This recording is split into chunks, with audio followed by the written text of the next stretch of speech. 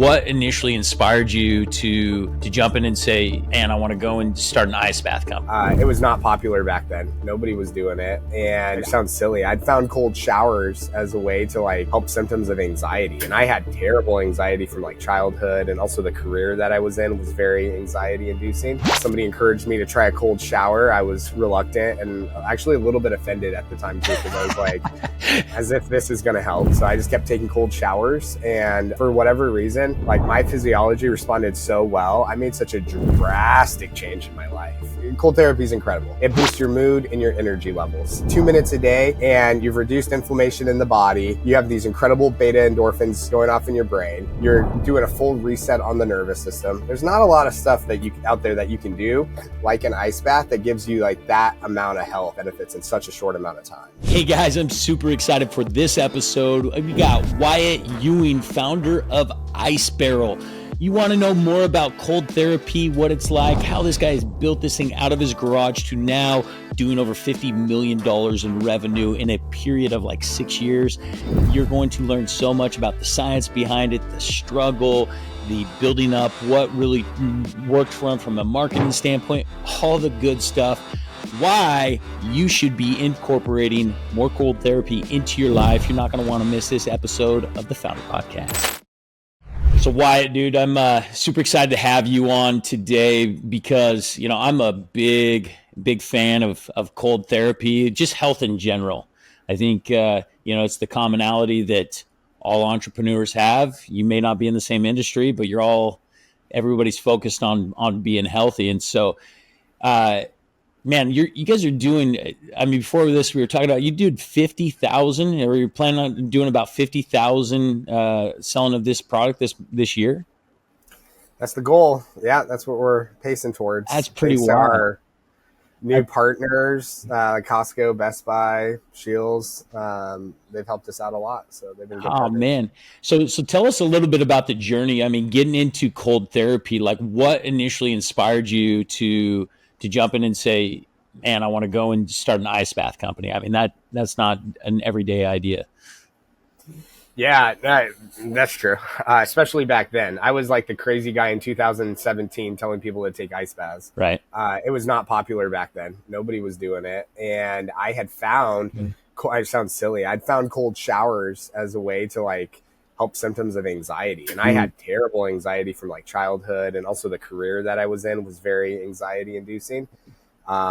Somebody encouraged me to try a cold shower. I was reluctant and actually a little bit offended at the time too, because I was like, as if this is going to help. Well, it's like you tell somebody that is drunk or something, right? Yeah, go take a cold shower. Exactly.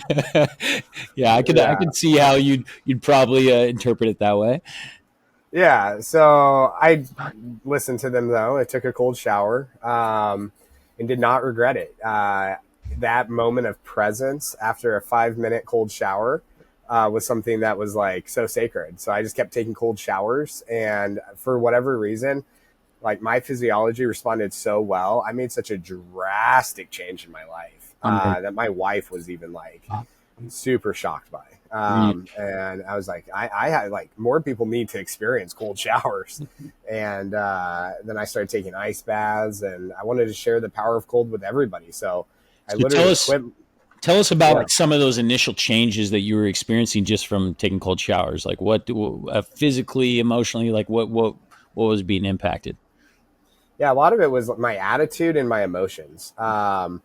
It was anxiety and stress were just melting away. I was showing up way more present for myself, the people I love the most, and the things I love. But really one of the biggest things was I was always kind of known of being a really impatient person.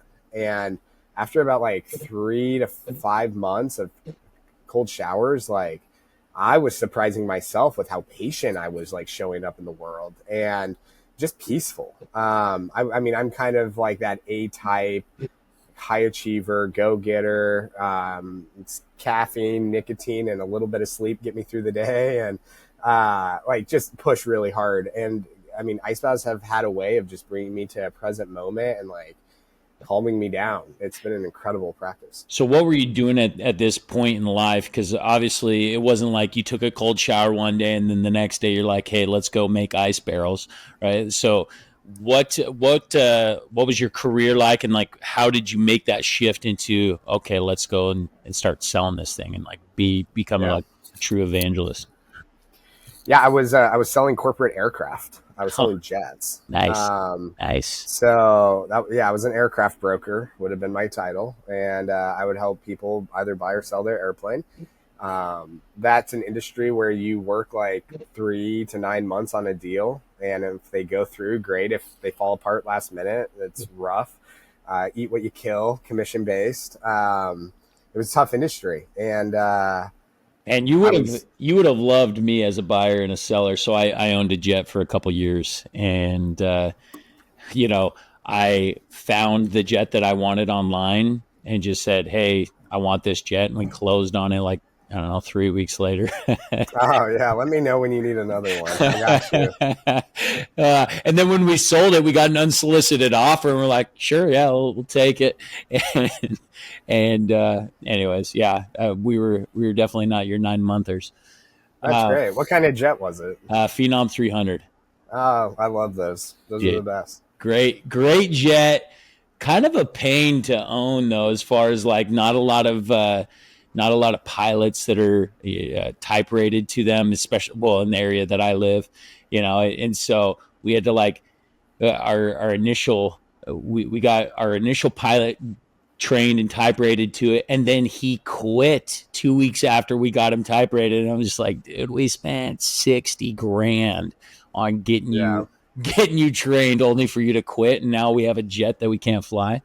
that's nice. I mean, yeah, it's such an operationally efficient jet, though. it Like, is. you can get it anywhere. Their operating costs are low. It's such a good jet. No, You just got to find a pilot. it's a fun jet. So you're selling jets, taking all of a sudden cold showers, and life is starting to transform. At what point did you say, I'm going to walk away from this and I'm going to go all in on this cold therapy? Yeah, I mean, there was a little bit of overlap where I had like started the company, but I was still selling airplanes. I mean, with the company that I was working with at the time, I mean, I kept selling airplanes all the way through, I want it like 2021. Like every time, because I bootstrapped the company.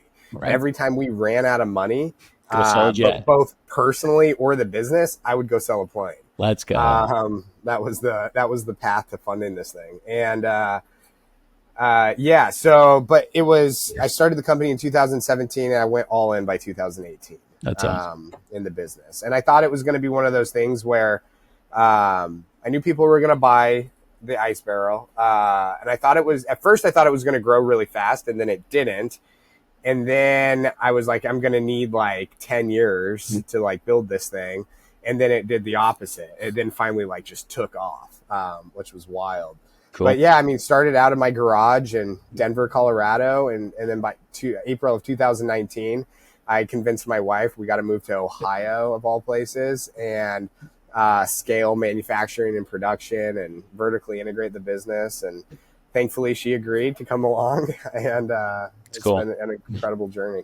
So two things I want to discuss. One is the business side, right? Like you got a lot of entrepreneurs and whatnot that love to just understand kind of the behind the scenes of scaling that. But two, just like the actual product as far as, the benefits and everything. So, you're scaling this thing out of your garage and bootstrapping it on cash that you're, selling jets to be able to float this thing. What were some of like the initial breakthrough moments from a marketing, sales, manufacturing standpoint? Like where did it like start ripping? So there's like two different versions of this product, because like we originally started out you kind of prototyping, if you will, but like also like doing a product market fit with an oak barrel, a white oak barrel that we were custom making out of California. And but the idea was always, we want to create cold therapy and ice baths where you're in the upright position, because nowhere in nature does a creature, a human or an animal, go into the fight or flight response and then lie down on their back. So I'm like, and at this point in 2017, nobody was taking ice baths except like professional athletes, right? Or in like your high school locker room. For sure. But I noticed that the people that were taking those ice baths, they were using the family bathtub or like a stock tank. Right. And I was like, it's so counterintuitive to nature to take an ice bath laying down. And I took a big group of people out to this river. I told everyone to get in. I watched. Nobody tried to lay down, right? Everyone just tried to stay upright. And so I was like, I'm going to create a very accessible, effective cold therapy solution that keeps the body in its natural position. So originally started out with the barrel idea, but had a whole vision and strategy for the company very early on. But yeah, started with the white oak barrel, proved that there's a fit in the market and that we can crank through these things. Then moved out to Ohio where I was ready to mass produce these. And I started buying the equipment and the molds and all the tooling I needed to actually produce this thing out of a very high quality plastic that I could also get recycled. So to date, we've recycled over 500,000 pounds of plastic, which I think is incredible. That is incredible. So tell me about like your go-to-market strategy. Like, was it influencers, paid ads, organic marketing through TikTok? I mean, what was like the thing that worked well and was measurable and scalable? So from 2017 to the end of 2020, I actually didn't do any marketing other than like showing up at events. And so those were the years where it was like product innovation. I vertically integrated the company. So like we do all distribution, manufacturing, accounting, everything's in-house. So those were the years where I was building the foundation of the company. Once everything was ready to really scale, 2021, and it was like January 15th, I ran our first ad. And then we had an incredible year. The next year, we 10x the business. The following year, we 5x the business. It was just like huge growth. But the go-to-market strategy was obviously paid ads, influencer marketing, and event marketing were like our three top channels. And then we dabbled in podcast and a couple other like smaller channels, direct mail, things like that. Once we proved out the D2C model, the game has been distribution. And so how many dropship dealers can we get in? How many big retailer stores can we get in? Since we control the manufacturing and distribution, and we're not reliant on like China for manufacturing, and we're not reliant on like third-party logistics, like I can scale this company in a really unique way. And so getting in a big box retailer just like makes sense. Right. And, obviously timing the market perfectly from a standpoint of getting involved in an industry that is just continue to thrive, right? Like, I mean, when you got guys like Huberman that are, doing 1.5 hour long podcasts and he's top of the charts about cold therapy. I mean, that's where I really got like most of my education from was just, guys like him to guys like Rogan, who literally anywhere he goes. Have you heard about like what he does with ice baths whenever he travels? No, I have no idea. What does he do? Dude, it is wild. So he'll go to a hotel and he will buy the hotel a new ice bath. Like he'll spend like $10,000 to $15,000 on it just so that he can get his ice bath in for the day, right? And then he'll like donate it to the hotel, and so like he has his assistant like call ahead, get it all lined up, delivered whenever he travels, and so like he's like a super religious, and so obviously like having those guys pushing just the general message has been phenomenal. So you've really ridden that wave. What are your thoughts? Like, where are we at market penetration? Is it going to be slowing down? Is it going to be something that lasts forever? What are your thoughts there? Yeah, that's a good question. I want to stave off competition as much as possible. So we've arrived. There's nothing more is happening. But no, I'm joking. We went from early adopters. We're starting into early majority. There's 8 million non-commercial saunas here in the U.S. alone. There's over 15 million non-commercial hot tubs here in the U.S. And we estimate right now there's about 250 to 300,000 ice baths. Yeah, that's cool. There's a long way to go. Long way to go. Yeah. Yep. And I think the key is to success in this space is you guys, like, everyone needs to wean themselves off China. You have to wean yourself off the 3PLs, and you got to build a real business. Yeah. That's going to be key because distribution is super important. Well, you've done some unique things. I mean, you were mentioning you guys have an app that with your product. Like, tell me, like, how does that work? How, I mean, is it to remind me? Is it to time it? Like, help me understand that. Yeah, so there's 5 phases to the app. We've successfully launched phase 2. The app is designed with 4 things in mind. Controlling your chiller. So we have a state-of-the-art cooling system that we've been building since 2019. We've spent like $2.5 million building this chiller. It's the first of its kind. So you can control that chiller from anywhere in the world from the app.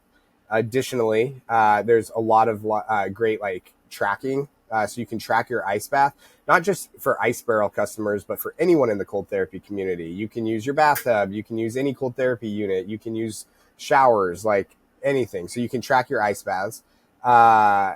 There's an incredible community within the app, so people can engage in the app, and the community piece is incredible. And then lastly, we have really incredible coaching in the app. Think like guided meditations, but for your ice bath, depending on why you're using it. So if it's for sleep or improving symptoms of anxiety, recovery, like things like that, you pick your category, and then we have these guided meditations that are awesome.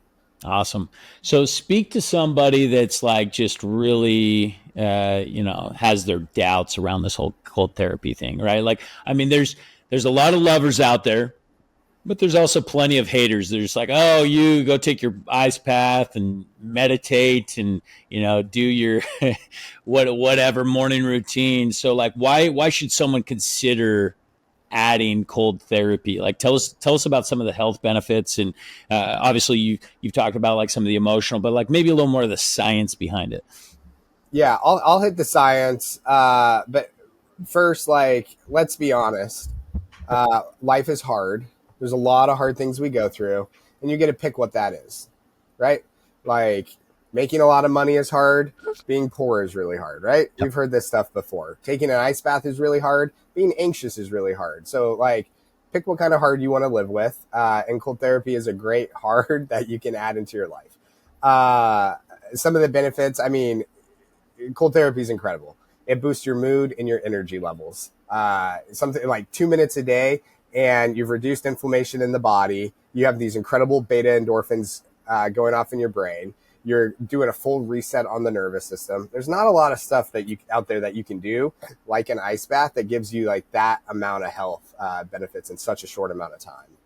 And what temperature? So me and my wife have this battle, right? Like, she hates the cold, like with a passion. She's always cold. And so I like keeping my ice bath at the lowest temperature possible, which I believe the thermostat goes down to like 39. She's always trying to crank that thing up to 50. Am I losing benefit at 50 degrees that I could be getting at 39? So yeah, I think when you put a lot of early adopters in a new space, they just say whatever to get business. And here's what like the science is saying.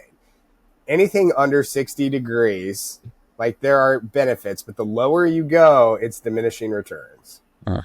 Now, there are like mental and resilient like practices of like, that are helpful because you do build up a tolerance to the cold. Right. I've been doing this for a long time. I have a very high tolerance to the cold. So I like the mental struggle of going to the lower temperatures.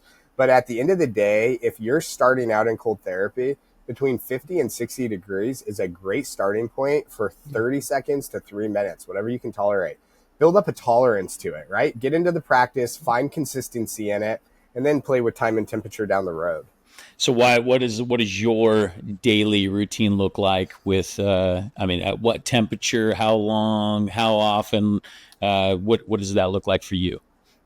So it's changed over the years. I used to be like the 5 a.m. ice bath guy. I was also like the late night ice bath guy, I've done it all. So, but right now, currently, I do 15 minutes in a sauna, 4 to 6 minutes in an ice bath at 45 degrees.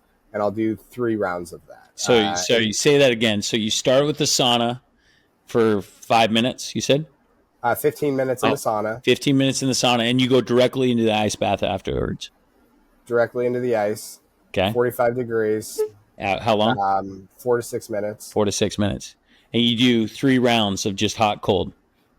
Correct.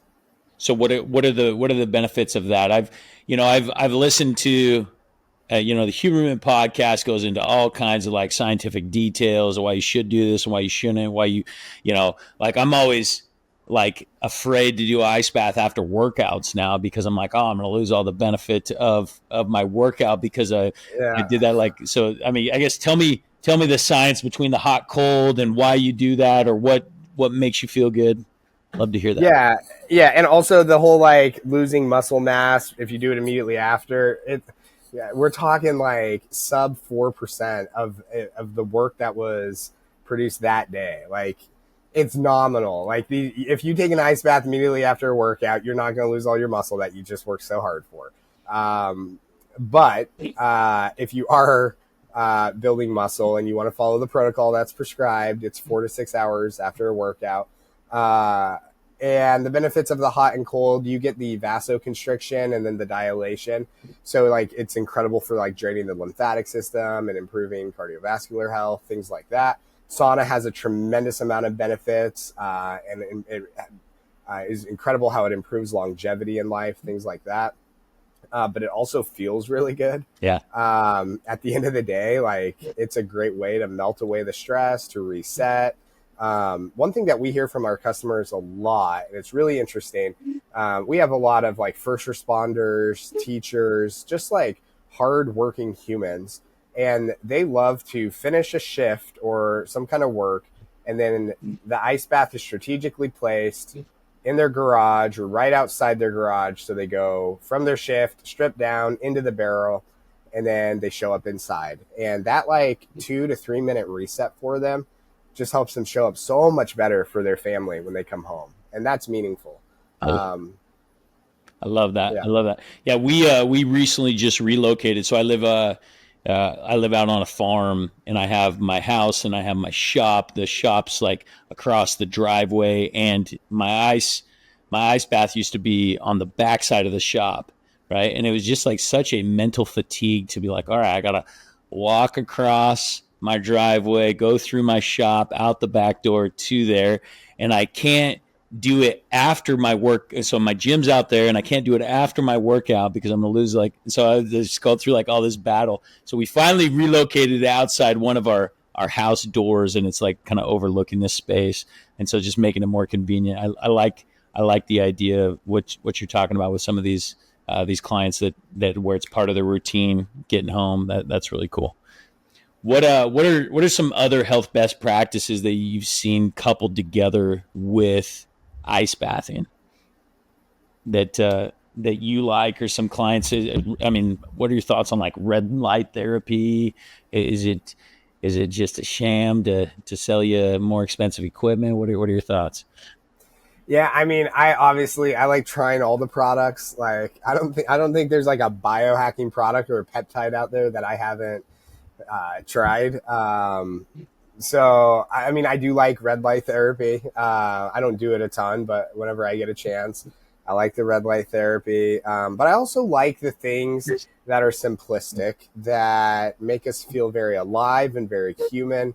And even when it comes to recovery, like just moving the body, stretching is such a great way to like get the blood flowing and help with recovery. I like going barefoot outside. I like drinking water. I like meditation. I like getting good sunlight in the eyes. Like I like the basic human things. And have you always been into that, or has it been just transition? Once you started taking cold showers, then you're like, what else can I do to really biohack and kind of go back to some of those basic things of grounding with the earth and all that? It was actually the other way. So I was very aware that I was in a very, very dark place mentally and emotionally. I had a pretty like wild upbringing, coupled with like very high stress with the work environment. And so I was doing like crazy 2.5 hour meditations every day. And I would do them on a concrete floor And I got to the point where it's like my body became like, it was so wild. Like the concrete actually felt soft. Like I got really good at meditating as a way to try and like manage this. And it worked in the moment. But as soon as I was done meditating, I was like back into the spiral. But I had also tried a bunch of other modalities and diet, nutrition, exercise, and nothing was working like the way the ice baths did. So I've always been really interested in like holistic living and just leaning into like what's human and what's natural. And nothing helped though, like the cold did. And the cool thing about like the cold is like I felt like I got a reset on my nervous system after about like day 90 of every single day I'm in an ice bath or a cold shower. It was when I stopped taking them for a time when I was traveling, other than like in the hotel. But there were days where I would miss it. It wasn't like anxiety came rushing back, right? Or stress came back. Like I was super balanced and peaceful, and it was really unique. Yeah, it's interesting. So I know you build up kind of this tolerance to it. Is there any recommendations out there as far as like cycling on, cycling off, or is it something that we should be doing on a daily basis? Well, I mean, I don't know how much research backs this up, but Huberman says you should try and get 12 minutes a week. Right. I personally, I am between 4 and 6 days a week taking an ice bath, anywhere from 4 to 6 minutes each time. So, I do more than 12 minutes a week, and I feel good. Are there any little hacks that you use when you're traveling? Do you go to like certain spas that like what do you do when you travel? Yeah, thankfully it's getting popular now, and there's in all these cities there's like these new sauna houses where you can go hit an ice bath and a sauna session, and the community is always cool. I feel like post COVID, these sauna houses are like it's a really like cool experience where everybody is there for a similar reason, and the energy is good. And post COVID, it's kind of hard to find big group settings where the energy is good. You know what I mean? Right. And so I like that sauna cold therapy culture. Yeah. That's cool. Yeah. It's definitely such a positive thing. Like I've enjoyed it a ton in my life. What are some of maybe have you seen any new biohacking or new technologies that are coming out that may be like the next ice bath that could be paired up with that? I think that can be paired with it. That's a good question. Somebody was asking me the other day, like sauna makes you sweat and you get depleted. And so the solution to that is like electrolytes, right? So I think like in the sauna space, you're going to see a lot more like electrolyte type drinks come out for sauna. But the ice bath doesn't really deplete anything physically other than there's like this, like how do you test for resiliency? You know what I mean? Yeah. And so I think there's going to be an effort to track recovery and resiliency through some kind of wearable of my ice bath did this for me. I think that's going to be a big push here. One thing that was really interesting, I was part of a study where they took 40 biomarkers, they drew our blood, and then we all sat in an ice bath. I think it was 4 minutes at like 39 degrees, all up like right above the vagus nerve. And we then got out, waited 30 minutes, and then got those biomarkers retested. And it was like 1,050% increase in like norepinephrine and a decrease in cortisol levels. Like it was insane data. So I think you're going to see a lot more research studies come out around the benefits of cold therapy and like how long the benefits last. And then everybody's going to try and track that through wearables. Right. Is there any science that supports the like an increase in testosterone or anything like that for men?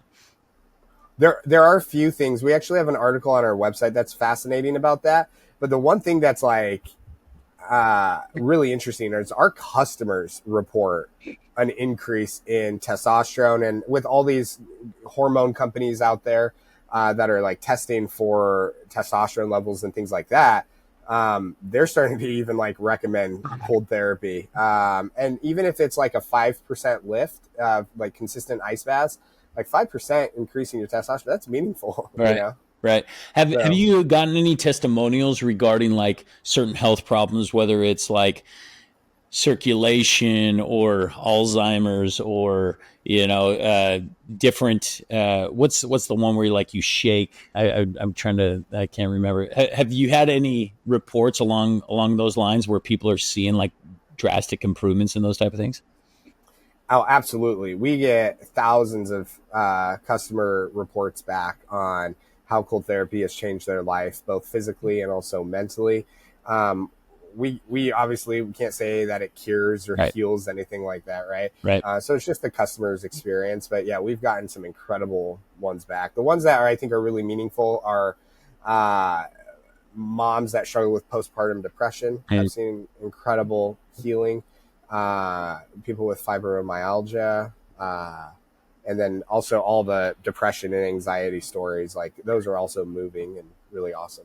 yeah, and frankly, we're gonna need more and more of it. I was reading a book the other day. It's Yeah. called the Anxious Generation. Have you heard about that? Somebody gave it to me today. I I, literally just put it on my shelf. Yeah. yeah. So, do you have kids?